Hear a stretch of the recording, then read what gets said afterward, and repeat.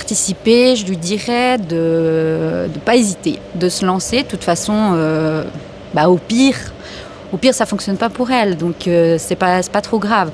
Je pense qu'il y a beaucoup plus de belles choses qui peuvent arriver en participant à ce moisson tabac que de mauvaises. Et puis, je pense qu'arrêter de fumer, c'est compliqué pour tout le monde. Et là, il y a une méthode, il y a un suivi, il y a du monde et ça coûte rien. Enfin, vraiment, c'est cadeau. Donc, moi, je pense qu'il faut juste foncer, quoi. Faut pas hésiter, il faut essayer. Et puis on a tous droit à l'échec. Déjà 1 mois sans fumer, franchement, c'est exceptionnel, quoi. Et puis après, on a toutes les clés en main pour ne pas recommencer. Je pense que c'est dommage de faire cet effort et puis de se dire « Ah, j'ai réussi, donc je recommence ». Ça, je trouve que c'est dommage, ouais.